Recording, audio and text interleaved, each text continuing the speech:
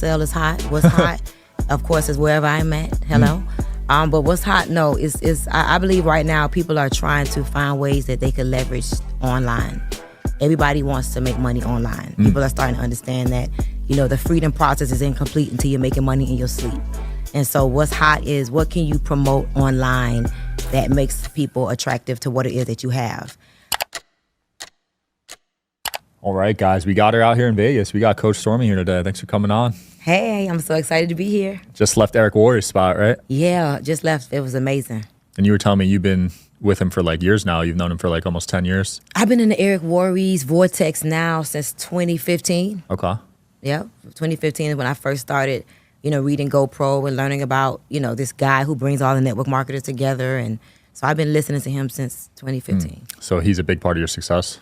Yeah, I mean, Eric Warrior has taught me a lot of things that you just can't get from your company. So he helps me to stay informed on the changes, the future, current things to do. And what I love about him is he brings other network marketers together. So it's kind of like case studies. So you get to really know what's happening in the field. Yeah, you can learn from each other. What's hot in network marketing right now? What's hot? Candy Cleanse, my products. The products I sell is hot. What's hot, of course, is wherever I'm at. Hello. But what's hot, no, is I believe right now people are trying to find ways that they can leverage online. Everybody wants to make money online. People are starting to understand that, the freedom process is incomplete until you're making money in your sleep. And so what's hot is what can you promote online that makes people attractive to what it is that you have. I find that, when I think about what I do, I'm in weight loss. I don't know if you know that, but I'm in the weight loss industry. So all things weight loss, all things energy, all things supplements, all things wellness. Yeah. So, wherever I'm at is where it's hot. That's needed, weight loss. Yeah. A lot of people overweight right now.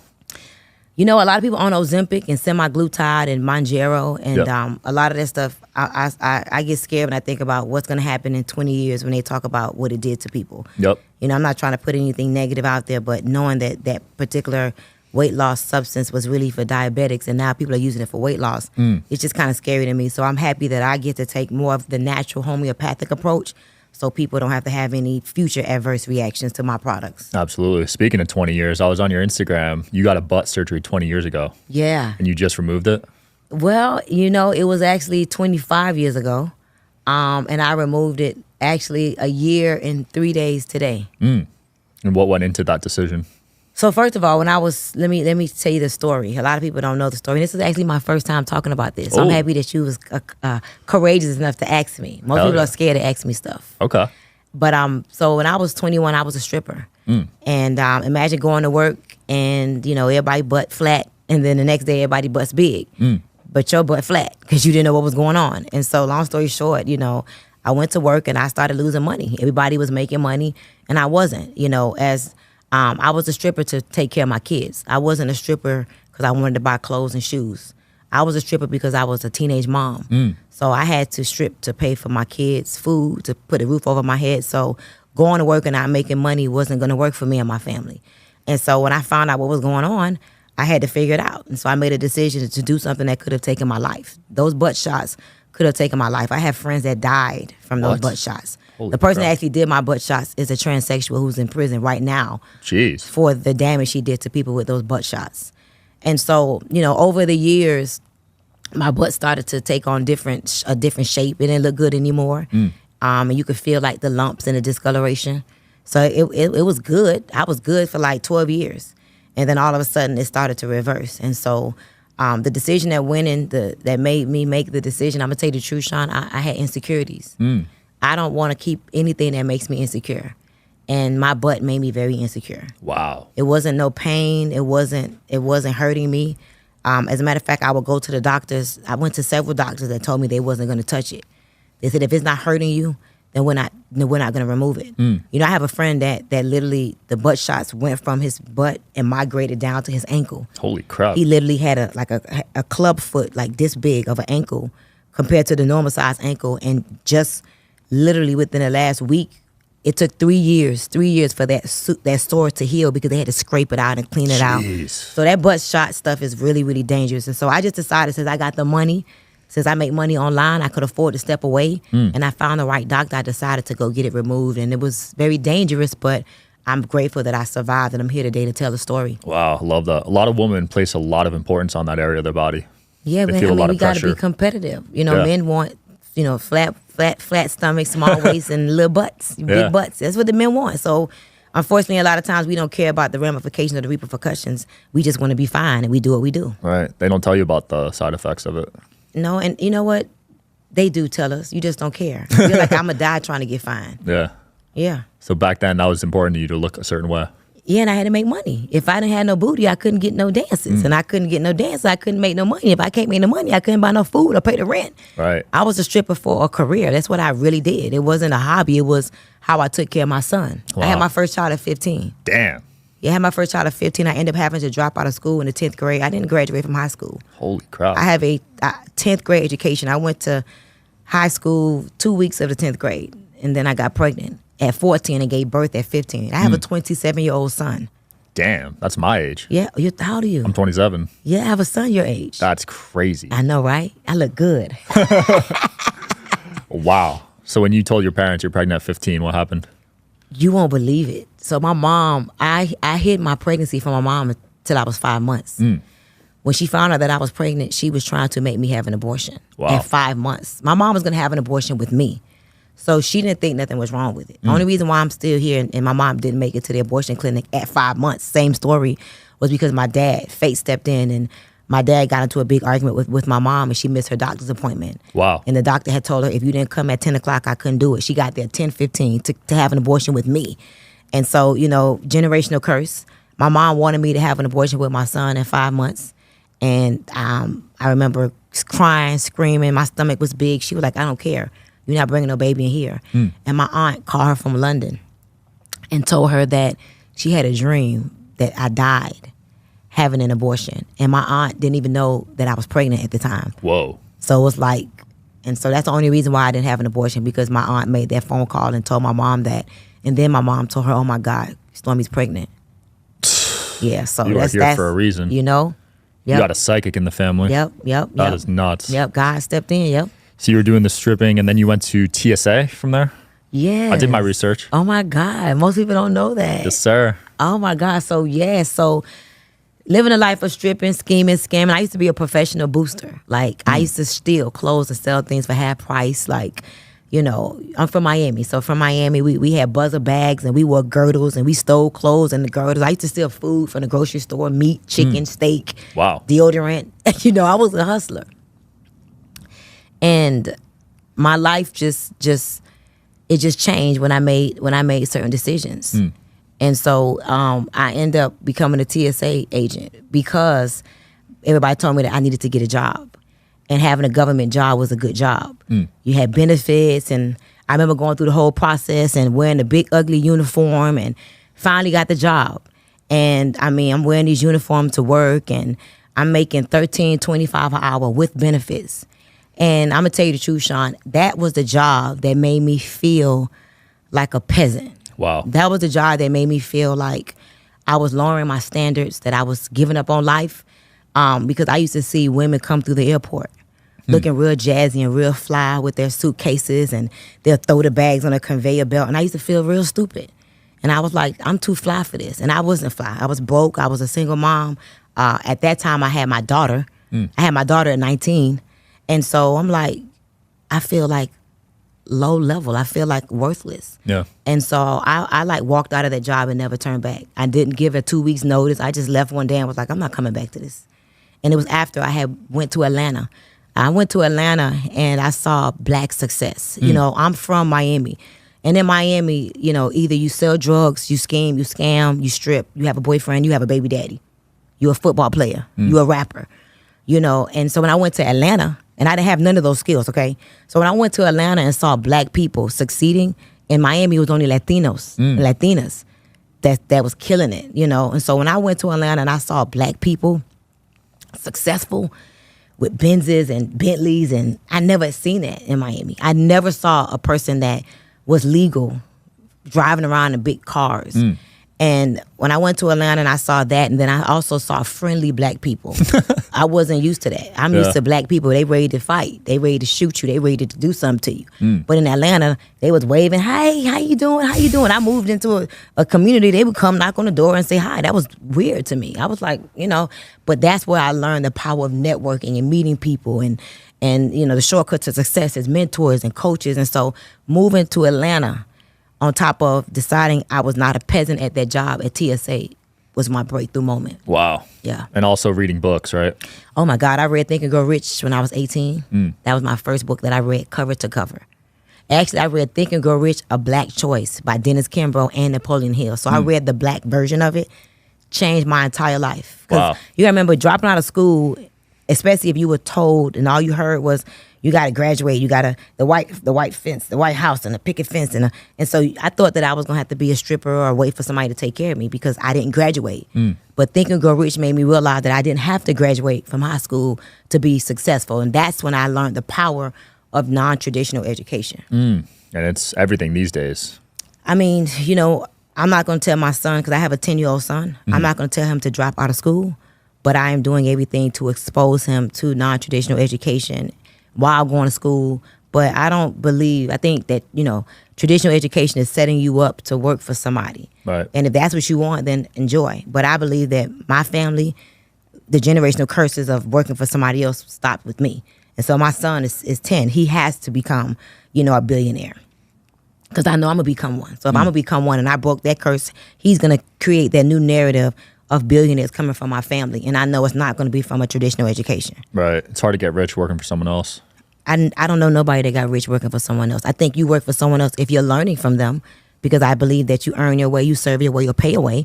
So yeah, if you're working for someone, you should be working for them with the intent to learn and either help them to build their empire or one day branch off and go build your own. Yeah. So if you work for someone, I hope it's because you're being a mentee. Absolutely. Speaking of your son, you've been having some custody issues there with that one? So I have two sons. So my 27-year-old, of course, he's a man, but my 10-year-old son, I have a very interesting story, and I don't talk about it, and I don't talk about it because I don't want to make the situation uncomfortable for my son. Yeah. I have his dad blocked, but his dad know too much about my life, so I know he not blocked because he some way know how to find things out. And so I don't, talk about it a lot. But since you asked me, yes, my son and I are going through some tough things. My son, his father, we were once married. We got a divorce, and the state of Florida is a family law state, which basically means whoever makes the most money has to pay child support while that child is in the care of that other person or that other parent, so to speak. And so, of course, I make more money than his father. And so right now, I can't do the things I would like to do. Like, I don't travel during the week. Like, my income, of course, was at a certain level, and it changed because I don't travel during the week. So I could only, work Friday, Saturday, and then I got to be back home Sunday. I'm used to being able to get up and work Monday, Tuesday, Wednesday, fly here, fly there. But I don't want those travel trips to affect my custody battle with what I'm dealing with my son. Because not only could I possibly, and I ain't going to say possibly, let me change that. What his father would like to happen is that we have a 50-50 custody split. And if that happens, I will have to pay child support. And that is the law. It's not no ifs, ands, or buts about it. The law would be whoever makes the most has to pay the other party. Got it. Period. I think it's based upon a 40 to 60% threshold, something like that. But yeah. That's interesting. So I'm not battling it. It's just a situation that's happening right now. Yeah. It's not affecting me emotionally or financially. It's just a part of what I got to deal with right now. Wow, that's mature, because a lot of people go through custody issues and it messes them up. No, I've seen it happen to too many people, and it's not going to happen to me. Because I also think that's probably what his dad wanted. Yeah. His dad want to see me be who I'm never going to be, which is who I was when I was with his dad. So I'm never going back to being that girl again. So, I'm not going to let it be a distraction. I'm just going to deal with it. But I'm happy that I'm talking about it today, because women need to know that men prey on women these days. Men would have a child from you knowing that he could get child support from you. And a lot of women don't know, and this is not applicable in every state, but know the laws in your state. And even if you're broke, when you have that child, if you become successful after that child is born, up until the age of 18, that woman can be eligible to pay the man child support. Wow.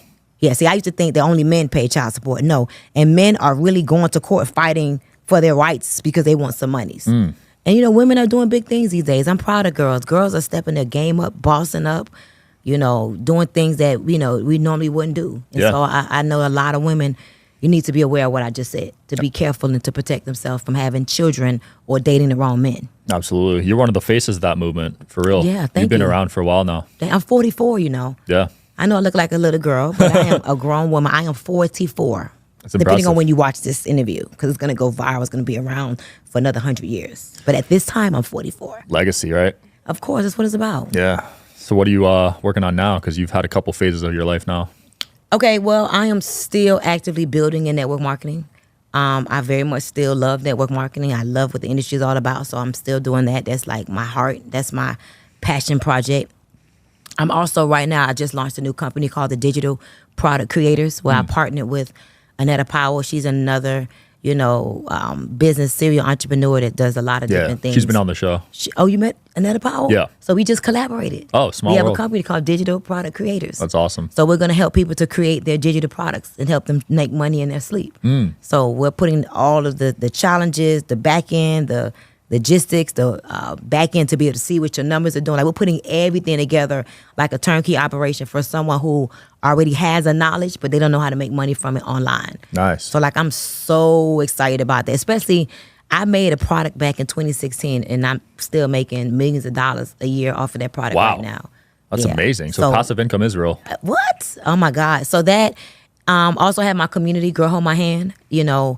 I am all for women and for men, but it's just a thing that I have for holding people's hands. My mom died August 26, 2011, and I was holding her hand. Wow. And to been able to have held her hand up until her last breath, to this day is everything to me. The first 3.5 years, it caused me to go into a depression. Damn. But now it's like I feel powerful. Like, man, who wouldn't want somebody there with them when they're taking their last breath? And so I was able to have that opportunity. So I have a community that we meet every morning. I have a live community at 8 a.m. Monday through Friday. Women have a place, and men, because I have about 15 men now in my community, a place to meet, to tap into their future, to get a message. So we do a message and meditation at 8 a.m. every morning. And so watching that community grow, watching people evolve, like, I love transformation. Like, I love seeing a person, and by the time I see them 6 months later, they're a whole new person. You can see the light came on. You can see that they've lost weight. They've transformed. So I get to do that in my community. So those are the three things that I'm very, very passionate about right now. And of course, I'm in health and wellness. So I sell a product called Candy Cleanse, and it's a juice. You drink it, and in 6 to 8 hours, it's going to cleanse you. Wow. And so I'm excited about what that is doing for people. And I lost 9 pounds since I saw you. I lost 9 pounds in 6 days. I saw you a week ago. I lost 9 pounds in 6 days. From that cleanse? From the cleanse in a product called Resolution. So Damn. I'm just excited about transformation. Like, I don't know if you could tell, I look different from the day you seen me now. That's insane. You probably wasn't paying attention. No, you But got I a lot lost more jewelry on 9 right now. pounds. Yeah. You know what? When I'm not in a place that I feel like I could do it, I don't wear all that jewelry all the time. That's a lot of jewelry. Yeah. It's not. I don't even feel comfortable when I wear all that jewelry. I feel that. I Certain feel like cities. everybody's looking at me, and they like, you could tell that that's not no cheap. Yeah. So I don't like wearing it all the time. Certain cities you can't really wear it, right? No. Too much of a risk. Is Atlanta safe to wear it? Hell no. I'm not wearing all my jewelry in Atlanta. It's not even worth it. You live I don't there, even though. care. No, I live in Miami. Oh, you moved back? I moved back to Miami. Oh, okay. I mean, and again, I'm not being negative, but times are hard for people. And some people don't know what else to do. They're in survival mode. Why am I going to go outside with all that jewelry for what? No. When I'm going on stage and I know I'm going right in the building, right in the car, and I'm not, like a place where you can't go through, like, you got to be able to go through a lot of tape to get to me. Right. So when I'm speaking and stuff, it's like I wear my jewelry then. But if I know I'm going to, be liable to walk into a restaurant or walk into a Walgreens, I'm not wearing all that jewelry. It's not even that serious, Absolutely. Yeah. You still smoking every day? Yeah, every day. How you know? I smoke every I did my research. day. I smoke every day. I meditate every day. I pray every day. I speak affirmations every day. I move my body every day. I make money every day. I love every day. I command more for myself every day. There's a lot of things I do every day. The smoking one is interesting to me because you're one of the few I know that can pull that off. You know what? So you may think I'm crazy, right? But my parents are Jamaican. My mom is Jamaican. we buried my mom with a joint and a lighter. Like Wow. my mom smoked every day. My brother got shot in the head. I was 9 years old. I'll never forget the day my brother got shot in the head. I was in the shower, taking a shower. He jumped in the shower with me, and I looked up and I saw half his head gone. Holy. And he was 17 years old. Oh my God. My brother, because of that, he suffered from seizures. They gave my brother a medication that had him like a zombie. My brother stopped doing that. Why? Because he smokes. So I've seen the medicinal value of THC. So I'm not a person that's just all day smoking and, no. I let it take me where it need to take me, and I stop. So I'm not a person that smokes and turns into a bum and I just want to munch and eat snacks all day. Like some people, it has that effect on them. Right. But for me, when I don't smoke, I don't really talk. I'm real quiet. Like I've been around big businessmen and women that know that I smoke, and when I'm quiet, like you need us to help you out, Yeah. So it helps me with my creativity, and I believe in the plant. I believe in the medicinal value behind the plant and what it can do if properly used. And you got to buy it from the right place. Facts. Don't get Because you got to be careful because they're lacing it up with all kind of stuff. So I only smoke OG Booby Black. That's the strand I smoke. So I'm taken care of. I got the rapper weed, You've seen some growing up, huh? You know what I seen and I experienced. I was just telling my operation director in the car, like, I got to tell you some more of the things that I've experienced, and seen and lived through. And I can't unsee what I've seen. I've never had a psychiatrist. I never had a therapist, but I'm still thriving. I'm one of the top 1%ers in the world in spite of what I've seen and what I experienced growing up. So, right. I mean, I don't look at it like as I'm a victim. I feel like I get stripes for what I've experienced, but who I am today is even more special. You're good at compartmentalizing it, right? Putting it to the side. That's exactly what I call it. Decompartmentalizing my life. Yep. I mean, you've seen some major traumas. Most people, that would eat them alive. Man, Seeing your brother get shot in the head, like I've that's... seen and lived through it. I was in foster care from the age of about 7 to 9. And in that foster care, I used to get like molestation attempts. Damn. And I say attempts because I figured out how to get those men off of me. And I want to share this story because I don't know who's going to watch this video. But when I was in foster care and at family and friends' houses and men would attempt to molest me, I would go berserk and crazy like I was having a bad dream and they'll leave me alone. Huh. So I never ever got to that point, thank God, because every attempt was when I was asleep. And so me losing control actually scared them off. And Oh my gosh. I experienced a lot. And I've been fighting since I was 7 years old. Me and my brother, when my mom went to prison when I was 7, I was 7. My brother had just gotten out of the hospital. He had suffered from third-degree burns. And my mom ended up having to go turn herself into the feds. And she left us to live with one of her best friends named Sharon. We loved Sharon. We were so happy that, okay, mom was going to prison, but she was leaving us with Sharon. Well, my mom left Sharon like $1,200. Sharon was supposed to keep us for like 6 months. Long story short, about 2 months after my mom left us there, Sharon turned into like the devil. She started beating us with water hose. Whoa. She would feed us beets and celery. My brother wasn't even healed from his third-degree burns, and she beat us, as a kid. And I'm the one who called Child Protective Services at 7 years old to get my brother and I out of that situation. So I didn't just see a lot of things. I experienced a lot of things, and I did a lot of things to save myself, even at 7 years old. You had to grow up quick. I did. You almost didn't have a childhood. You know what? I did not have a childhood. Wow. I'm not even going to say almost. I don't know. I don't know what childhood, like eating dinner at the dinner table with the family. Like, we didn't do that. Damn. No, only time I went to church with my mom twice. One time for my godmother's funeral and the second time for her funeral. I didn't grow up in an environment where morals and principles and, chores and allowance and, hey, I signed my own field trip forms. I signed myself up into cheerleading and find money and pay my own way into cheerleading. Yeah. I got my own school clothes, I paid water bills when I was 13 years old. My first time in the strip club, I was 13 years old because I needed to make money to pay the water bill back home at 13. So no, I did not have a childhood, but I'm not a victim. I appreciate it. I think that's why I'm like so wise beyond my years. I'm only 44, but I know that I have a lot of wisdom because I've been through so much. Absolutely. Stripping at 13, man. 13. That is the youngest I've ever heard. Really? Yeah, 13.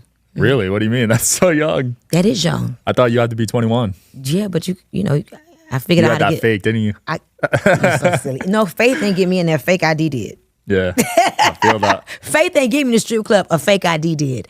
Yeah, I had a fake ID, and I always carry myself like a lady. So I was able to, finesse my way in the club. But you know what? When I think back, I look like a little girl, but they probably didn't care. They wanted, as long as you pay, you got to pay to dance. When you, it's called a tip out or bar fee. You got to pay like $100, $140. If you produce an ID and you pay the $140, they not tripping. DJ fee, you got to pay. So it's a business. Wow, money was good. Yeah, listen, I've had $5,000 nights, $10,000 nights. Yeah, That is a lot back then too. This is 20 years ago, right? 30 years ago. I'm 44 and I stopped dancing when I was like 20. Okay. So 24 years ago. No, yeah, 24 years ago. Damn. So you did it for 7 years.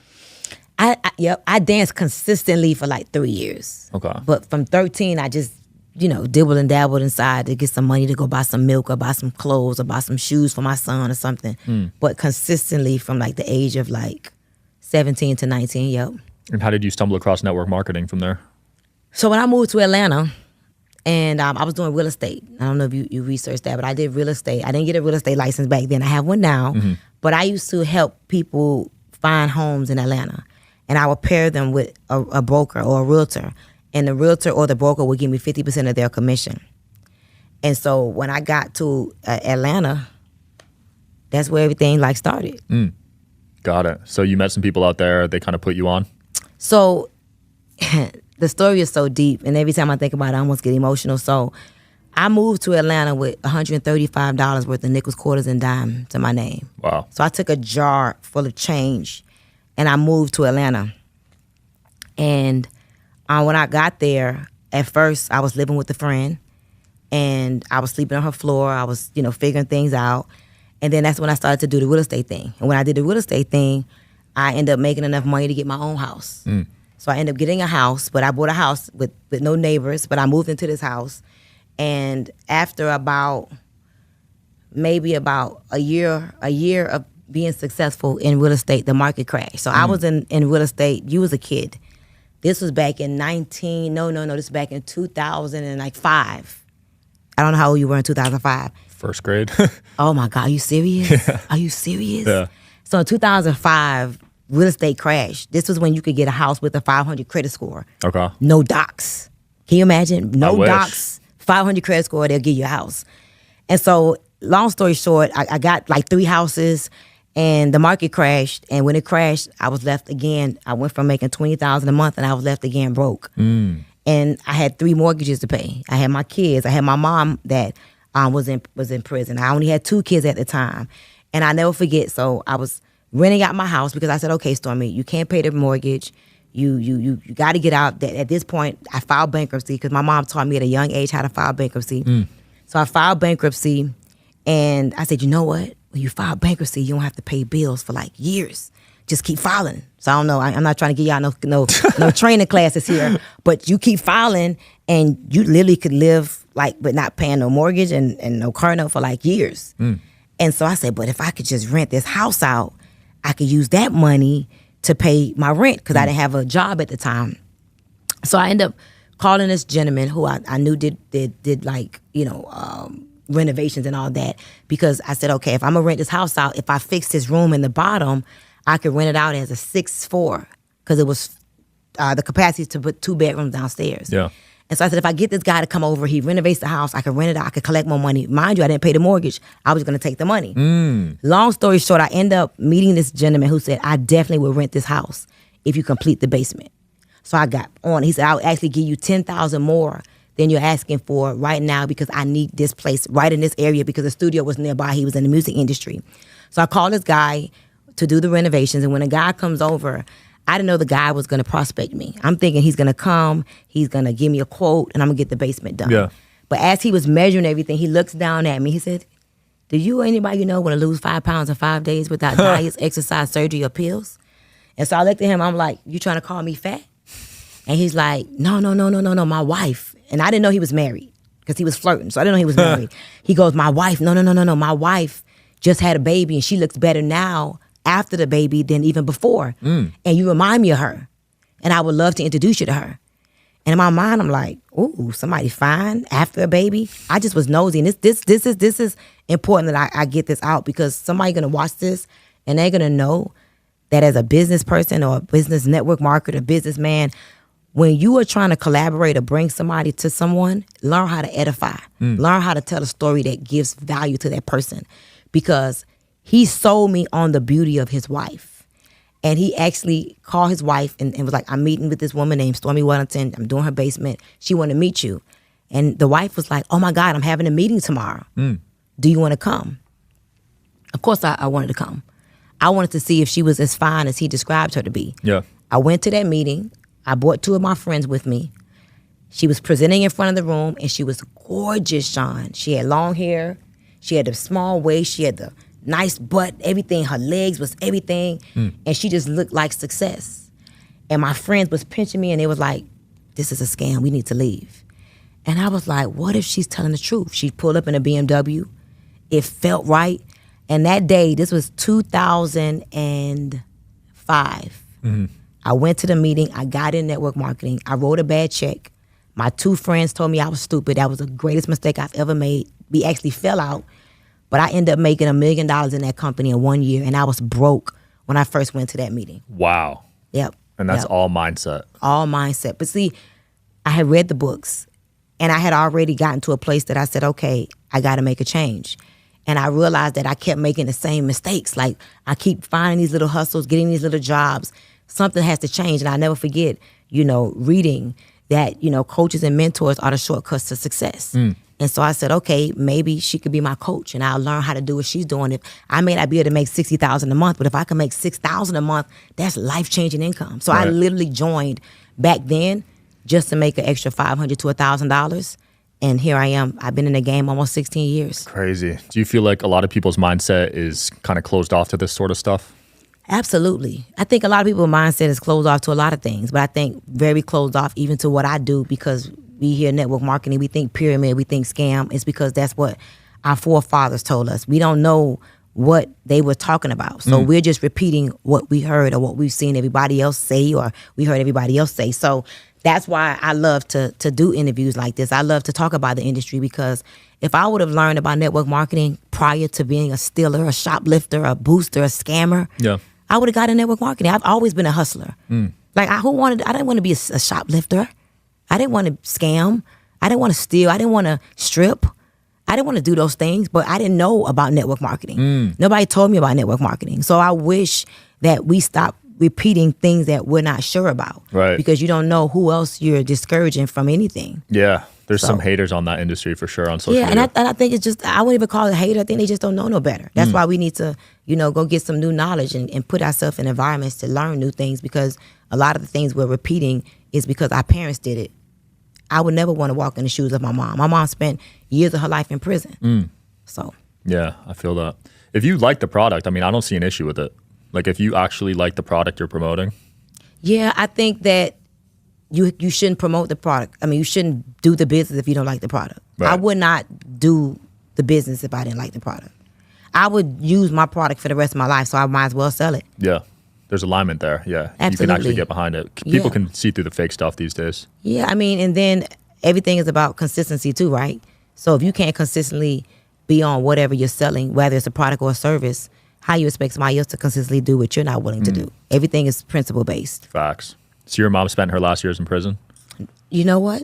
Pretty much. My mom went to prison at 57. She walked in at 57. She rolled out at 59. She passed away at 61. Wow. Did you see a lot of regret from her? Absolutely. Oh my God. My mom was depressed because of it. Like, she aged very bad. At 60, she looked 70. She couldn't hardly walk. She spent her whole life as a drug dealer because that's all she was exposed to. I still love my mom. She's my hero to this day. I honor her with my life. But the truth is, my mom wasn't exposed to a lot of things. All she knew was drugs. And I just found out, Sean, like about a year ago, her mom is who started her selling drugs. Wow. Her mom is who started her selling weed. Crazy. And weed went to everything, crack and everything else. So my mom was in the game. So I saw a lot of regret. She wore regret on her face. My mom cried so much, she burst her tear ducts. She had no tear ducts. So my mom had like tear ducts hanging over her eyes. What? So she cried that much. So yeah, she I tell people my mom died of a broken heart. I believe she died of a broken heart. That's sad, man. Yeah, because that was before the internet, so you really didn't have exposure to making money in different ways. I mean, you had Jim Rome and Zig Ziglar teaching you things, but if you didn't know nothing about the internet or what a mentor, like my mom didn't talk about mentors and coaches. That wasn't a thing. What is a mentor? You know, we was taught to idolize somebody. Who do you idolize? Who do you want to be like? Right. You know, who's your role model? We didn't hear mentors and coaches in my era. You know, and I'm 44. So my mom definitely. If I heard role model and idolize who you want to be like, now you hear coach and mentor a lot. You know, people are thinking and feeling like, okay, that's acceptable, that's needed. But my mom didn't know about that. All she knew was I didn't want to work a job. I don't have an education. How could I get some money to live a free life? I'm going to sell these drugs. And she was a good drug dealer. She did a great job. She just didn't learn the other skills so she could, you know, convert from being a drug dealer to doing legal things like I did. I converted from the street life, the scamming life. You can't get me to do nothing illegal. I'm talking about I don't care if I can make $1 million in a minute. If it's illegal, I'm not interested. I'm not touching it. I'm asking all the questions. Tell me about it. Who did it? Now, how is this right? Is this right? Like, I don't do nothing illegal. I'm not going to jail. I'm too cute to go to jail. It's not worth it these days. No, I'm not doing nothing illegal. Yeah, scamming's not worth it anymore. I mean, a lot of people actually start off drug dealing that are entrepreneurs, though. Really? You can learn a lot from drug dealing. Yeah, they got to run organization. They got to keep, you know, track of the business. They got to watch their back. They got to stay protected. They got to keep the money. They got to flip it. I was a little weed dealer. What? Yeah. I would never think that. Yeah, in college. What? Yep. How you got into that? Because I needed liquor money, needed party money, needed food money. So I sold some weed. How did you stop? Had a terrible panic attack, honestly, and I was high. So I just stopped smoking after that. Wow, congratulations. Yeah. Xanax me up. Wow. And I'd never taken like those type of things, like ecstasy pills, Molly's, Percocet. You never did a hard drug? Never. That's impressive. Never. From your, like, how you grew up and how you were raised. Listen, I have an addictive nature and I could afford it. So imagine I take a drug and I like it. I could buy it. That may be the beginning to my demise. So I won't even try it because I don't want to like the feeling. Dang. Yeah, you probably had friends that you saw go down that hole. Oh my God, I had friends that was addicted to Xanax and they falling asleep at the table. I've seen people, you know, addicted to Percocets and they couldn't get off of it. And beautiful souls, beautiful people. And it took a lot of their years from them. So I don't think that's a joke. I think that addiction is serious. You know, I don't want to get addicted because I have an addictive nature. And what if I try it and I like it? Like, listen, I've had people try to offer me Adderall. And they were like, girl, it's going to get you, you're going to get the job done. You're going to work. Oh my God. They be selling me, oh my God, you're going to do. And then when they talk too good about it, I'm like, don't worry about it. Because where am I going to get it from? I like this Adderall. I like how it makes me focus today. Where am I going to get more from? I don't want to be a fiend. For nothing, I got to try to find somebody to give me something. I love that. I don't want to be a fiend. Yeah. So I'm just afraid of hard drugs. You just talked in front of a few thousand people in Salt Lake. What's your main message when you're on stage? Oh my God, my main message I would have to say is that two things. I would say one is be careful of the story that you tell yourself. You know, be careful. You know, I write these books to myself. I wrote this book in 2023 called New Rules. I was in this relationship and I couldn't seem to get out of this relationship. And I'm like, what is wrong with me? Like I couldn't shake this relationship. And I woke up one day and I was like, okay, I'm going to give myself a set of new rules. And so that book, I wrote it in 2023, and it was according to what I needed to do to shake that addiction. 2024, I wrote a new one. It's 2024 New Rules. I'm going to be releasing it soon. And the very first new rule of 2024 is, what if your thoughts are wrong? When is the last time you questioned your own thoughts? And I'm not talking about it in a negative way. I'm talking about you making, you know, I got a good friend, right? She makes $2 to $3 million per tax season, right? Something happened. She's no longer in the tax game. She was depressed. She was sad. She was hurt. She was like, oh my God, I've been doing taxes for like 15 years, 12 years. And she went through something. She can't do taxes no more. It took her about 2 days to figure it out. She went from, I'm sad, I'm depressed, what I'm going to do? I can't believe this is happening to me. I'm about to get rid of one of my Rolls Royces. 2 days later, she launched a whole new company, teaching people how to, you know, make digital products. And now she's saying, listen to what she's saying. I can't believe I almost settled for that Social Security check of $2 to $3 million a year. Now I'm about to make $2 to $3 million a day. Damn. So my question is, What if you think what you're doing is the bomb? You think you're doing something, but you're not doing nothing. You're supposed to go from 100,000 a year to 100,000 a day. Yeah. So I just think that people should challenge their selves. And so my message is the story that you tell yourself, challenge yourself. And your tongue has power. Like I believe wholeheartedly in talking to myself. I believe that, you gotta understand how you start and how you have to finish. And so I just have a message, I believe, of inspiration, but also transformation. Absolutely. How tough has dating been since you came into wealth? Has it been a lot harder? So it was until I discovered who I am and what I wanted. So, sometimes I wake up and I'm like, wow, am I really Stormy Wellington? and I said it in the most humblest way, but I say that it's like, you got to know, sometimes I don't know I'm me. So the Rolls Royce is not a big deal. The yacht is not a big deal. My mansion is not a big deal. My jewelry is not a big deal to me.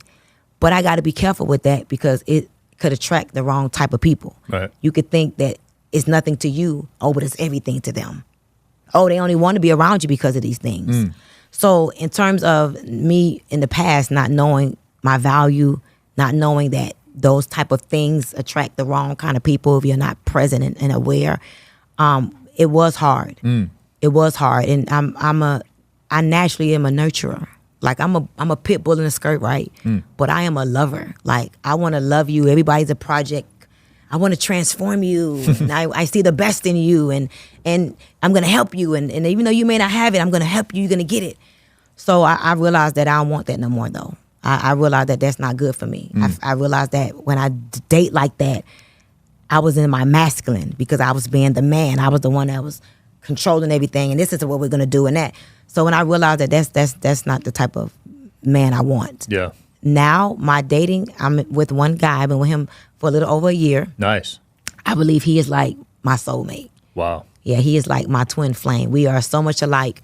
But it was after I realized that I got to stop doing that. That's not what I want or what I need. I wrote a list of what I wanted and what I needed in a man. And I honestly tell you, Sean, once I put that list out there and I set my intentions on it, he came in like 5 months after my last breakup. Amazing. So manifested it. I manifested. I created the environment to manifest it, and I think everybody has a capacity to do that. So now I'm just so happy. I'm so peaceful. I feel at home with him. That's great. Yeah, it used to be hard, but not anymore. I've heard rich women struggle dating, actually. But you know what? I believe now, and the women gonna get mad about this. It's our fault. It's our fault. Really? Yeah. We have to know what we want, and we have to know ourselves, and we have to also know what we need, and we also have to know that we play a role in bringing the good or the bad out of a man. We can make that man his best, or we can make that man his worst. And a lot of times, women don't take accountability for who we turn men into as well. Wow. So I've learned that's why I can't date a man that doesn't have certain qualities, and I would never do it again, because I have the tendency to demasculate a man. I would. And I would do it kind of like on purpose, for real. Oh, yeah? Yeah, I realized that about myself. Interesting. So what would you do that would make them feel that way? A lot of things. So, for example, going out to eat with a woman and that woman always paying the bill. A real man should not be comfortable with that. Not all the time. Yeah. Every now and then. But how manly do you feel if after every meal your woman is paying? Facts. I'm going to do it, and I'm going to let you let me. And then I'm going to disrespect you, and I'm going to talk to you less than. And then you go to the valet, and when it's time to pay the valet, the woman is going to pay. That is crushing that man. No real man is going to feel like a man if every time it's time for something to get paid, his woman is paying it. He like a little puppy. Right? Or, I could demasculate a man just by going to the mall. I could go to the mall and spend $20,000 in 5 minutes, which I've had, and the man just standing there and he can't afford it, and he looking at me and he's like, that's demasculating. No man wants to be with a woman that could do what she want when she want, with whoever she want, and he's just there on the side. Yeah. I'll give you another one. I'll demasculate a man. Like, you ain't gonna take out the garbage, I'll take out the garbage. That's weird. Women do those type of things. What? Yes, women do those type of things. You don't want to pump the gas, I'll pump the gas. And then a woman will stay with that man. Or or you don't text me back, I'm gonna keep texting you. Women do those type of things. Or you don't answer the phone, I'm gonna blow your phone up. Like those type of things to me is not feminine energy. It is demasculating to a man, talking disrespectfully to a man. Like I've called a man out his name before. Like women should not talk to men any kind of way. So when I look back at who I used to be, I realize that I'm not good for a man that's not confident in who he is.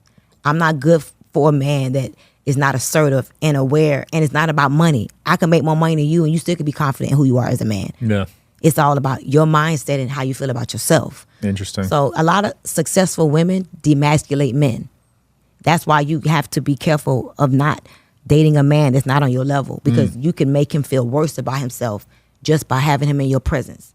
I could see that. Of course. And a lot of guys say they could date women that make more than them, but I think it's easier said than done. It hurts their ego. Yeah. And I mean, no man should want a woman that's taking care of them. That's not a man. That's not good. I mean, if you're sick or something happened to you, absolutely, let me take care of you, baby.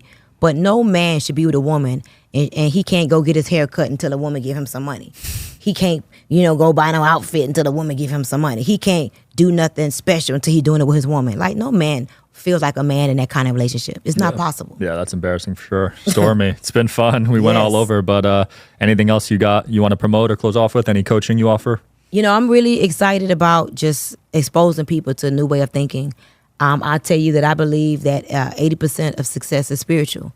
I believe that a lot of times we put a lot of success on the mechanics, the blueprints and all those type things. I became the woman I am today from the pink print. I have a soft, compassionate, loving approach to life. And I could tell you over the last 9 years as a network marketer, I've made over $51 million. Wow. But that's not the most amazing part. To me, the most amazing part is that I've coached 139 families in my career to seven figures, to multiple seven figures. And now I believe that this is the perfect time for people to get involved in entrepreneurship, but more importantly, online entrepreneurship. I mean, don't take it the wrong way, but you could become a whole new person on the internet. Like, forget your old life, who you used to be, what you used to do, and recreate and reinvent yourself and live a whole new life on the internet and attach it to a product or a service and believe that it is the perfect time for you to get wealth. And 90 days, 6 months, a year from now, your life could be totally unrecognizable. Get a coach, get a mentor, get connected, get plugged in, and believe that you could be, do, or have anything. And that is my message. I want people to believe in the power of their own potential. Stop putting their potential on their kids or their husband or their wife or their boss. No, step up and do what's necessary, because now is the time for us to get wealth and to break generational curses. Bars. Love it. We'll link your stuff below. Thanks so much for coming on. Follow me on Instagram at Coach Stormy with a Y. Okay, let's continue this journey in this relationship because it just began. Boom. We'll link below, guys. Thanks for watching. See you tomorrow.